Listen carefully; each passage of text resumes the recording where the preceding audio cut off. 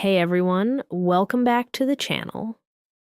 Today, we're going to talk about the biggest lie people believe about self-discipline.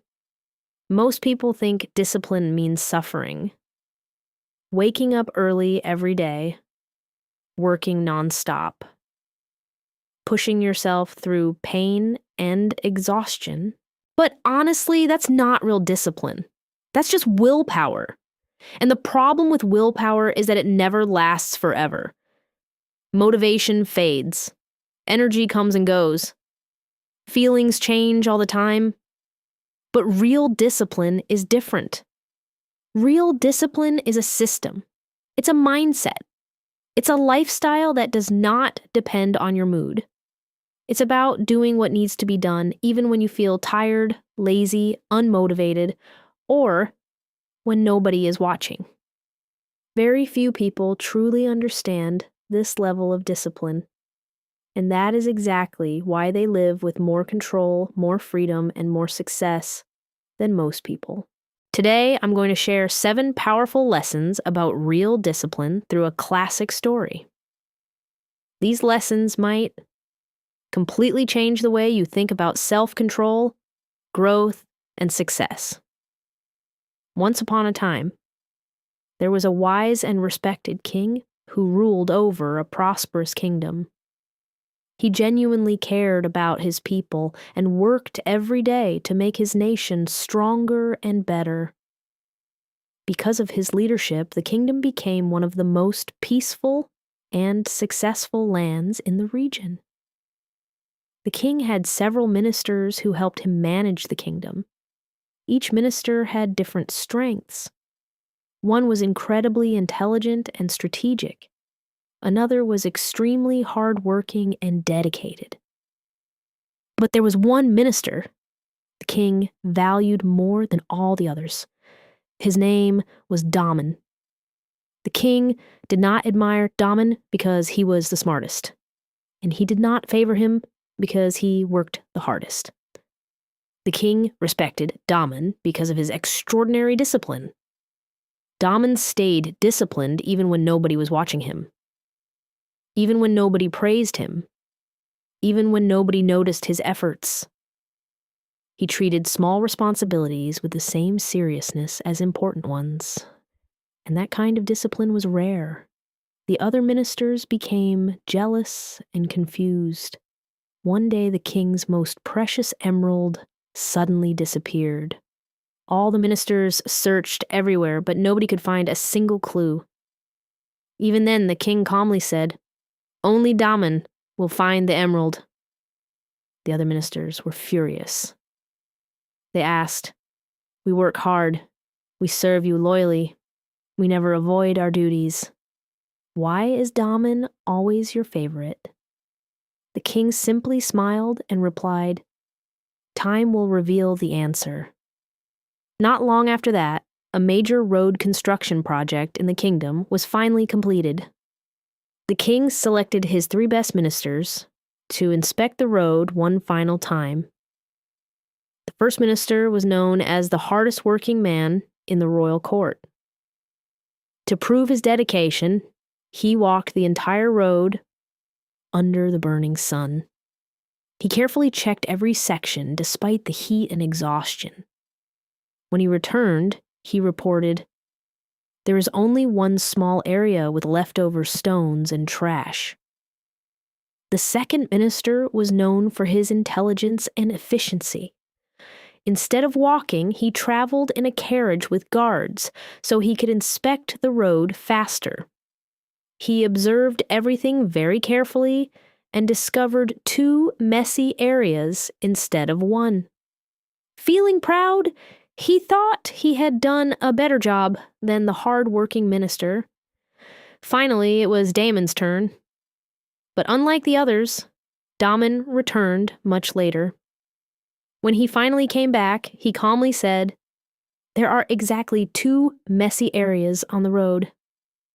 The intelligent minister laughed and said, "We found the same problems. Why did you take so much longer?" Daman quietly explained, "First, I confirmed the 2 damaged areas.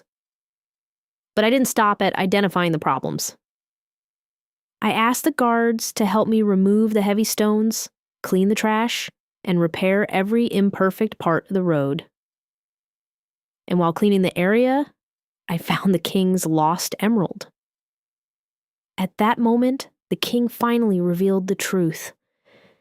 He had hidden the emerald there on purpose. It was never about the gem. It was a test to discover which minister truly understood discipline. Now, let's take a deeper look at the difference between these three ministers. The first minister was hardworking, but he lacked initiative. He saw the problems, but he only observed them. He never took action to fix them. The second minister was intelligent, but he lacked responsibility. He noticed the flaws, but instead of solving them, he focused on pointing them out and feeling proud of himself. But Damon was different. He had discipline. He had responsibility. And most importantly, he took action. He saw the problems, accepted responsibility, and completed the task the right way. That is the real difference. This story is not really about a road, and it was never about the emerald. It's a metaphor for life. Because in real life, most people either notice problems or complain about them. Very few people actually take responsibility and do the work. And that is where true self-discipline begins. Lesson 1, extreme ownership. Extreme ownership means taking full responsibility for your life.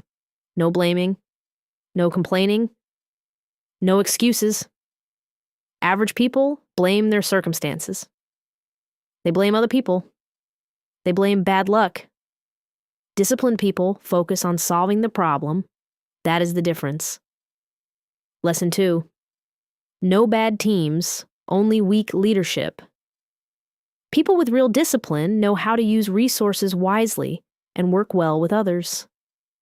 Most wasted potential comes from a weak mindset, not a lack of talent. You don't have to do everything by yourself. You simply have to make sure the job gets done. Lesson 3. Ego is the enemy. A lot of people fail because of their ego. They spend too much time focusing on what they don't have instead of using what they already have. Real discipline destroys excuses. It forces you to stop protecting your ego and start improving your life. Lesson 4. Self-control comes before success. Anyone can work hard when they feel motivated. But disciplined people can still take action when they feel tired, lazy, or uninspired. That is real self-control. Discipline means leading yourself instead of being controlled by your emotions. Lesson 5. Prioritize and execute. Discipline is not about staying busy all day. It's about effective action. Do what you can do. Delegate what you cannot. And keep moving forward no matter what. Lesson 6. Own your responsibility. True discipline means doing the right thing even when nobody tells you to do it. No supervision, no pressure, no reward. You don't wait for someone else to force you to grow. You push yourself. Lesson 7. Discipline creates freedom. Most people think discipline limits freedom, but the truth is the exact opposite. Discipline removes chaos. It reduces stress. It protects you from regret, weakness, and wasted potential. The more disciplined you become, the more freedom, choices, and control you gain in life. But knowing these 7 lessons is not enough. Real growth only happens through consistent action.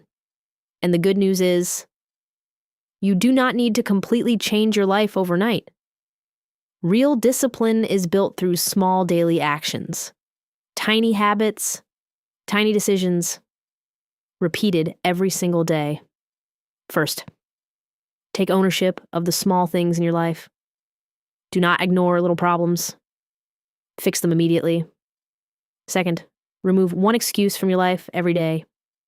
Stop blaming outside circumstances and focus on what you can control.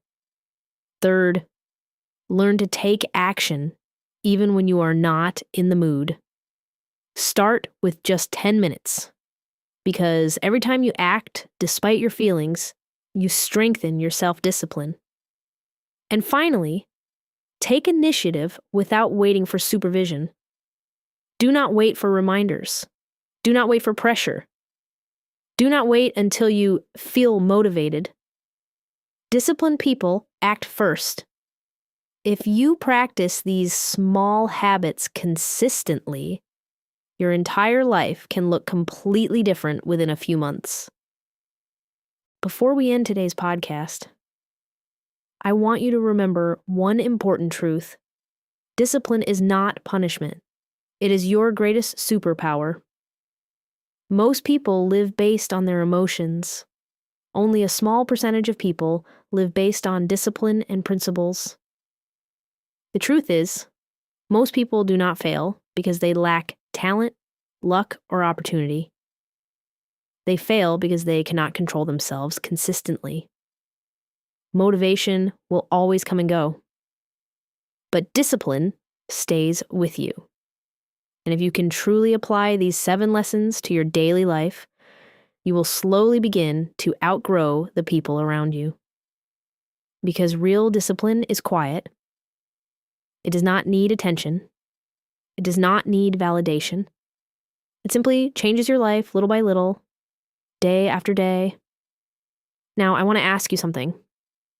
Which of these 7 lessons connected with you the most? Leave your answer in the comments below, because self-reflection is also part of self-discipline. And if you enjoy this kind of content about mindset, growth, and powerful life lessons, make sure to subscribe to the channel and turn on notifications. Stop chasing temporary motivation. Start building real discipline.